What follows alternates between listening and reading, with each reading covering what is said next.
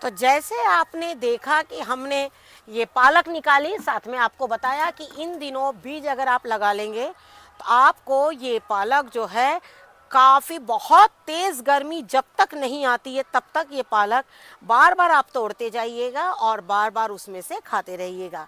लेकिन तोड़ने के बाद आपको क्या करना है, चलिए।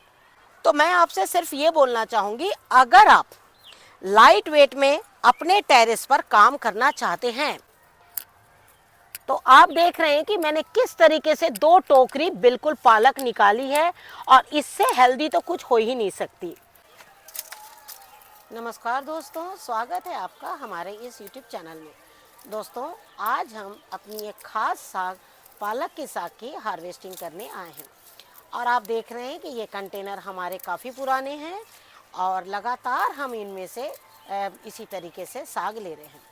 जैसे हमने आपसे कहा है कि साग कभी भी एक बार लगाइए और उन्हें जो है आप लगातार इसी तरीके से काटते चले जाइए। साग को कभी भी जड़ से बिल्कुल मत निकालिए, क्योंकि एक साग को निकलने में काफ़ी लंबा टाइम लग जाता है और अगर हम जड़ से निकाल लेंगे तो हमें इसके लिए कई कंटेनर्स तैयार करना पड़ेगा। अगर आप चाहते हैं कि हम 1 से 2 कंटेनर में ही बार बार साग लें तो आपको क्या करना है, आगे पीछे देखकर और सागों को लगा देना है कंटेनर्स में और इस तरीके से या तो आप चाकू की सहायता से या फिर जिस तरीके से मैं हाथ की सहायता से तोड़ रही हूँ इस तरीके से तोड़ लें। लेकिन क्या आप जानते हैं साग को तोड़ने के बाद में हमें कंटेनर में क्या काम करना चाहिए? साथ ही मैं बोलना चाहूँगी कि जैसे जैसे ही जुलाई अगस्त का महीना आता है तो हम सोचते हैं पालक लगा लें, गोभी लगा लें और आपने देखा होगा कि उस महीने में पालक जो है वो थोड़ा कम निकलती है। लेकिन जैसे जैसे जनवरी का मंथ आता है पालक जो है वो बहुत अच्छी घनी भी होने लगती है और साथ में वो एक एक जो पौधे होते हैं वो इतने चौड़े हो जाते हैं, अपने साथ कई पत्तों को जन्म देते हैं। अब आप देख सकते हैं कि मैंने पालक की मिट्टी को कितना सूखा बना लिया है और सूखा बनाने की वजह ये है कि अब इनके बीच के जितने खरपतवार हैं ये सारे जो ये मुझे अच्छी तरीके से नज़र आ रहे हैं और अब मैं इनमें से सब निकाल दूंगी और निकालने के बाद मैं इस साग को फिर से एक बार कुछ ऐसी खाद डालूंगी जिससे कि ये साग जो है हमारी बहुत अच्छी हो जाए। जितने पीले पत्ते इसमें निकल लगे हैं आप उनको भी निकाल लीजिए और बाद में आप इन्हें वापस एक पानी में मिलाकर और फिर से इसकी एक खाद ही आप बना सकते हैं। तो इस तरीके से आप साइड के कंटेनर्स में भी पीले पत्तों को बिल्कुल तोड़ लीजिए, पीले पत्ते उसमें बिल्कुल भी ना रखें। आपको इसमें मैं एक खास चीज़ बताने जा रही हूँ, उसको आप देखिए। अभी आप देख रहे हैं मैंने इस कंटेनर से इतनी साग निकाली है ना। हमने आपसे कहा कि आप एक बार लगाइए बीजों को और उसमें से कई हार्वेस्टिंग ले सकते हैं। जैसे ये साग मेरी जुलाई की लगी हुई है। जुलाई के महीने में लगने की वजह से क्या है कि जुलाई अगस्त में जब हम बीजों को लगाते हैं ना तो बहुत मुश्किल से निकलते हैं उस समय के पौधे।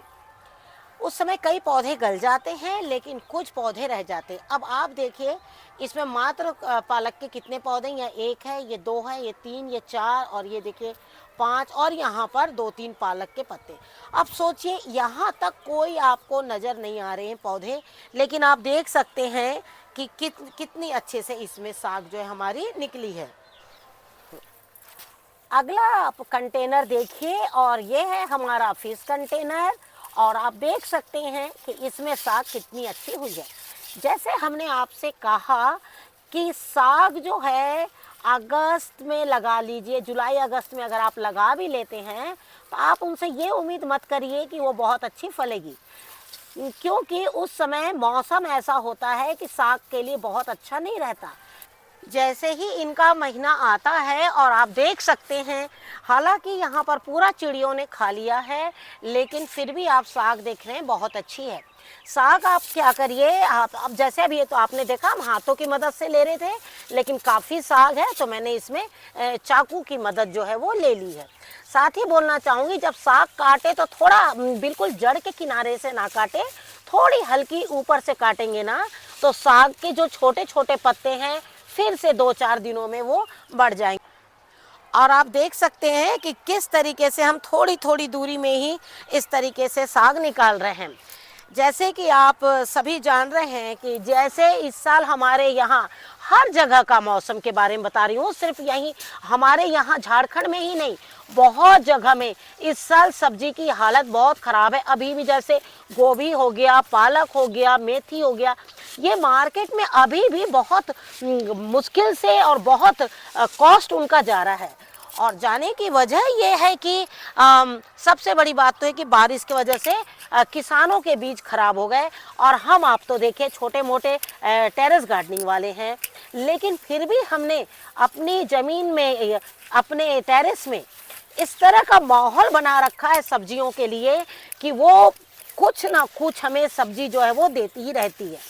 और आप देख रहे हैं कि मैंने कितनी पालक निकाली है, और वहाँ से भी देखिए और ये देखिए यहाँ से भी। तो ये देखिए इस तरीके से आप देख सकते हैं कि किस तरीके से मैंने 2 टोकरी पालक जो है वो निकाल ली है।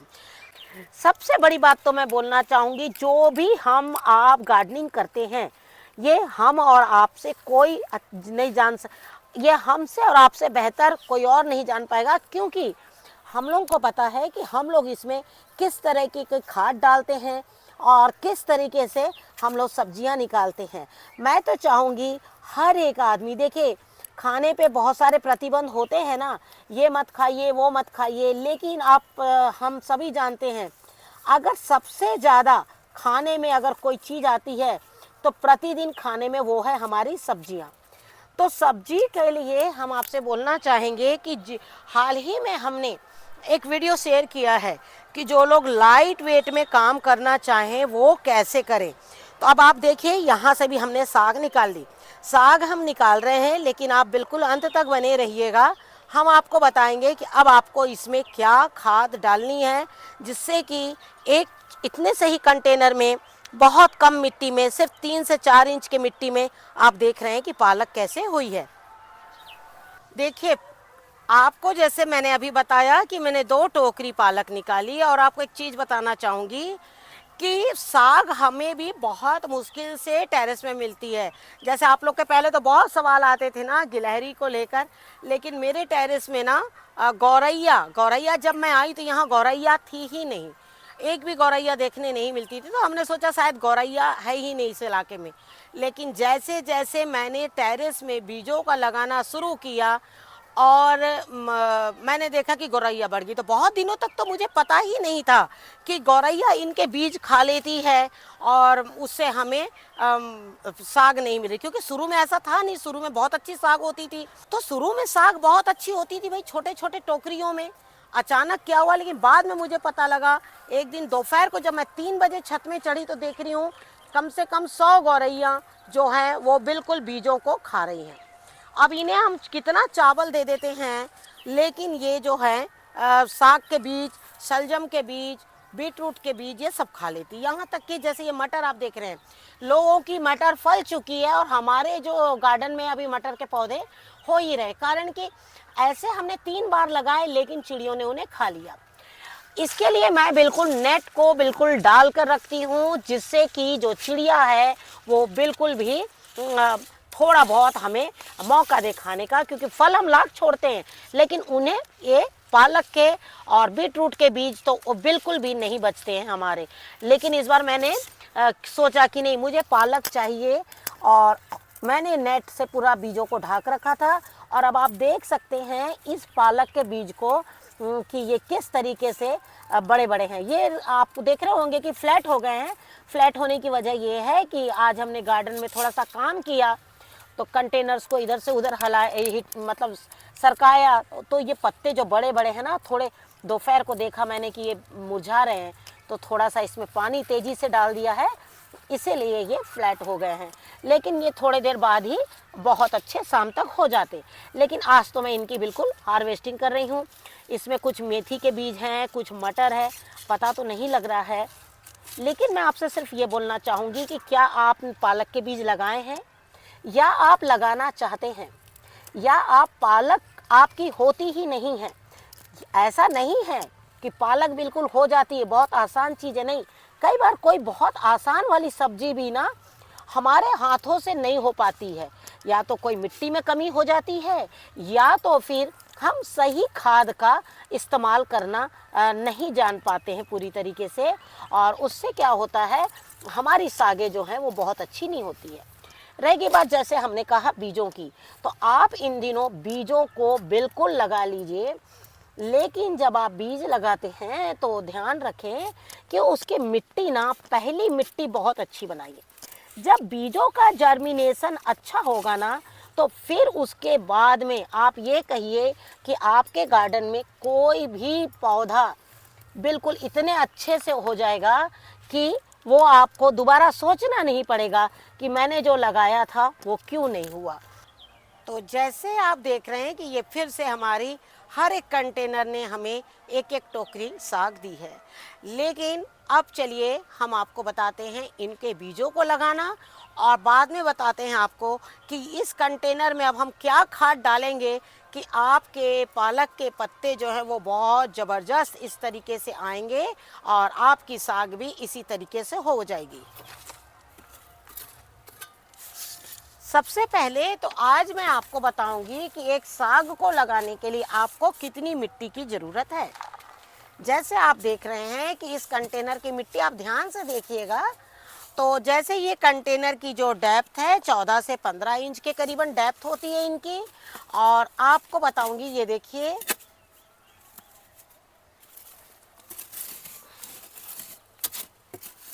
कई बार ऐसा होता है हमें यकीन भी नहीं होता है और हम बहुत ज़्यादा मिट्टी के चक्कर में रह जाते हैं, और बाद में हम अपने ही गार्डन में और सब्जियां नहीं लगा पाते हैं। जैसे हमने आपसे कहा कि हाल ही में हमने एक आपको कोकोपीट, मिट्टी और धनजाइम जी, इसकी हमने आपको एक वीडियो शेयर किया है, और उस वीडियो में हमने आपसे कहा है कि जो लोग लाइट वेट में काम करना चाहें वो बिल्कुल भी धनजाइम जी का इस्तेमाल कर सकते हैं। ये मिट्टी खरीदने का सबसे बड़ा कारण ये था कि हम आपको बता सके कि ये है हमारा कंटेनर और ये है हमारी मिट्टी, है ना। तो आप क्या कर सकते हैं, आपके पास अगर कोई कंटेनर 3 इंच का भी अगर है, उसकी डेप्थ 3 इंच की भी है, 3 के ऊपर में, तो आप उसमें पालक बिल्कुल लगा सकते हैं। लेकिन जब छोटा कंटेनर है तो आपको प्रतिदिन उसमें पानी का ध्यान रखना पड़ेगा। पानी का ध्यान क्यों रखना पड़ेगा? क्योंकि पालक जो है पानी बहुत लेती है, क्योंकि पत्तेदार सब्जियां तो सिर्फ पानी से ही होती है, देखिए, तो आपको पानी का बहुत ज़्यादा ध्यान जो है वो रखना पड़ेगा। दूसरी बात आपको बताना चाहूँगी, ये वाली जो आप मिट्टी देख रहे हैं हमारी, ये मिट्टी हमने इसमें आलू लगा रखा था, तो इसमें हमारी गोबर की खाद और राई सस्क जो है वो बिल्कुल मिला हुआ है, और आपको देखने से नज़र आ रहा होगा इसमें राई सस्क है, और यही वजह कि मिट्टी बहुत ढीली है। अब मैं राइस के बारे में बताना चाहूँगी आपको कि जैसे इन दिनों नए चावल निकले हैं, जैसे कि हमारा आपका भी नए चावलों का सीज़न है हम लोगों का, तो उसमें क्या है ना, बहुत से जगह में मिलों में आपको चावल जो है मिल रहे हैं। अब आपको क्या, चावल की जो भूसी है मिलों से आपको मिल जाएगी। जब आप साग लगाएं तो इस तरह की के डिगले डागले वाली जितनी भी मिट्टी है, आप उसको क्या करिए, बिल्कुल निकाल कर साइड में रख लीजिए, और इस तरीके के सारी मिट्टी जो है निकाल लीजिए। इससे क्या होगा कि आपके जो साग है ना वो बहुत अच्छे से तैयार होगी। ऐसे डिगले तो ये सारे फूट जाएंगे। जैसे हमने कहा कि हमने इसमें आलू लगाया था, और आलू के कंटेनर में हमारी बहुत खाद थी, और अब मैं उसी में सीड्स लगा रही हूँ। लेकिन अगर आपके पास में प्लेन गार्डन सॉइल है, प्लेन सॉइल है, उसमें कोई भी खाद मिक्स नहीं है, तो अगर आप वर्मी कंपोस्ट लेते हैं तो 25% वर्मी कंपोस्ट लीजिएगा और बाकी जो है 25% मिट्टी लीजिएगा। अगर गोबर की खाद है तो गोबर की खाद भी आप कम से कम 25 से 50% गोबर की खाद बिल्कुल मिट्टी में मिला सकते हैं और मिट्टी को तैयार कर सकते हैं। पहली बार की मिट्टी काफ़ी अच्छी होनी चाहिए, लेकिन ये हमारी मिट्टी जो है वो काफ़ी अच्छी है, और हम बहुत ज़्यादा अब इसमें खाद जो है वो बिल्कुल नहीं देना चाहते हैं। सबसे पहले आपसे मैं यही कहना चाहूँगी, चाहे छोटे कंटेनर में लगाएं या बड़े कंटेनर में लगाएं, तो आप क्या करें कि इस तरीके से कंटेनर को ना बिल्कुल अच्छी तरीके से आपको पूरा गीला करना बहुत ज़्यादा ज़रूरी है। गीला यानी बिल्कुल आपको अच्छे से गीला करना है। इस चीज़ का हमेशा ध्यान रखें। इससे आपको क्या होता है, 2-3 दिन बिल्कुल इसमें पानी देने की ज़रूरत ही नहीं पड़ती है, बीज जगह से सरकते नहीं हैं। और दूसरा, नेट बिल्कुल लगा लीजिए अगर आपके यहाँ भी गौरैया चिड़िया बहुत अगर आपको परेशान करती है तो। अब आपको बताना चाहूँगी कि मार्केट में इन दिनों पालक के बीज बहुत सस्ते मिल रहे हैं, तो आप कोशिश करिए लोकल मार्केट से इन बीजों को लीजिए। आप देख रहे हैं ना, क्योंकि अब वो लोग ज़्यादा बीज क्यों दे रहे हैं आपको, क्योंकि जो उनके पास बड़े पैकेट्स होते हैं तो वो हमको थोड़े थोड़े बीज देते हैं, लेकिन लास्ट में अब क्या है ना, पालक जो अगर आप अभी लगा लेंगे तो पालक निकल जाएगी। अगर आप पालक लगाने में चूक कर देंगे तो फिर पालक नहीं निकलेगी, क्योंकि सब जगह का मौसम जो है वो अलग अलग होता है ना। तो इसी बात को ध्यान में रखते कोशिश करिए कि आप पालक के बीजों को अब जल्द से जल्द लगा लीजिए।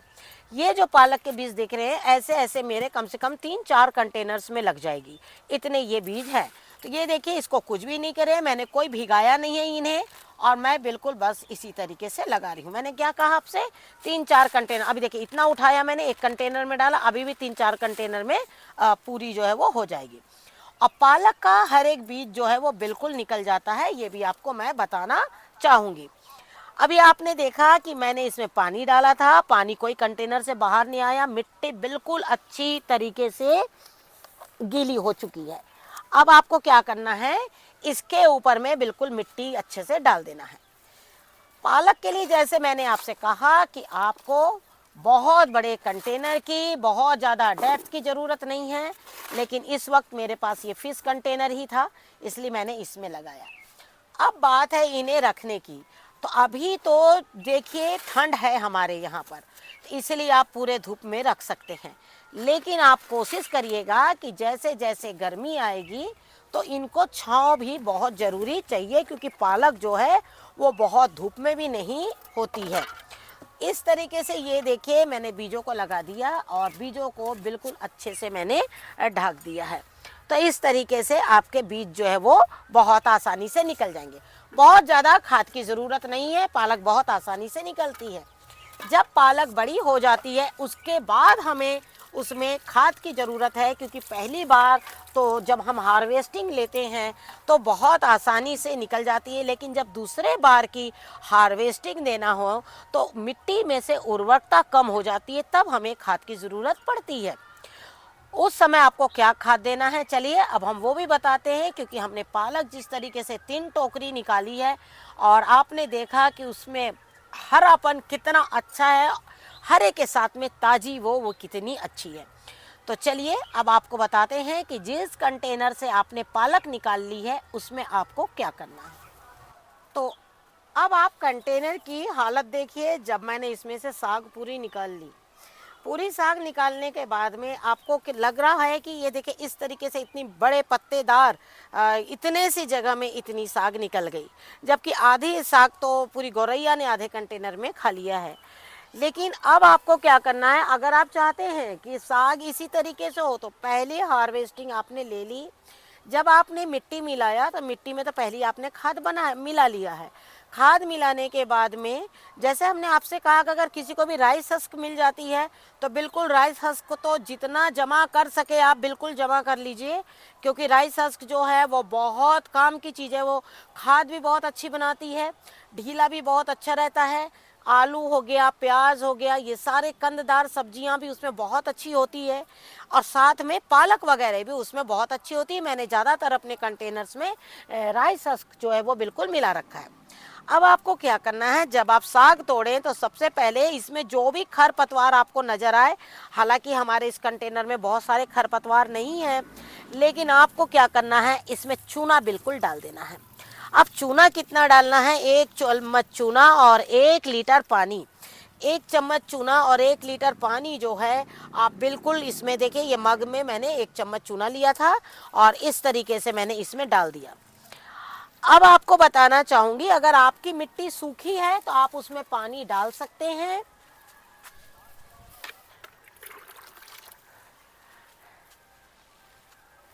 लेकिन आपने देखा कि हमारी जो मिट्टी थी पहले भी थोड़ी सी गीली ही थी, और लेकिन फिर भी मैं यहाँ किनारे में थोड़ी मिट्टी सूखी है तो मैं इसमें डाल दे रही हूँ।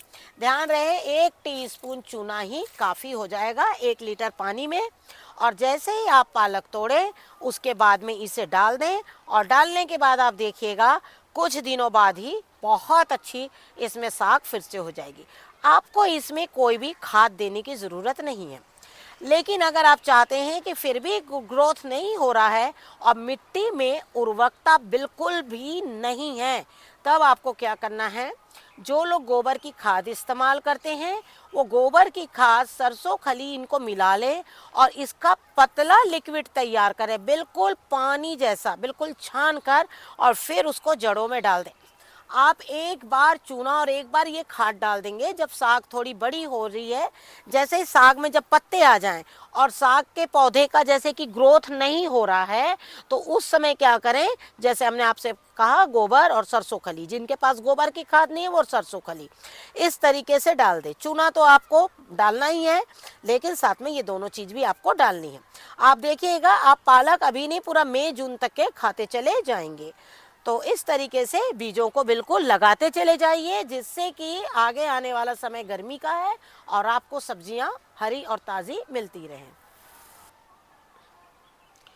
तो जैसे अभी आपने देखा कि हमने 3 कंटेनर से किस तरीके से ये पालक की साग निकाली है, और आप भी इसी तरीके से जितने भी कंटेनर से निकाल रहे हैं सब में थोड़ा थोड़ा 1 चम्मच चूना और 1 लीटर पानी में मिला के बिल्कुल डालते चले जाइए। आप देखिएगा कि इसी तरीके से ना आपकी साग भी बहुत अच्छी होगी। आशा करती हूँ आपको आज का वीडियो ज़रूर पसंद आएगा। वीडियो पसंद आए तो उसे लाइक और शेयर ज़रूर कीजिए। Thank you very much. नमस्कार, जय हिंद, जय भारत।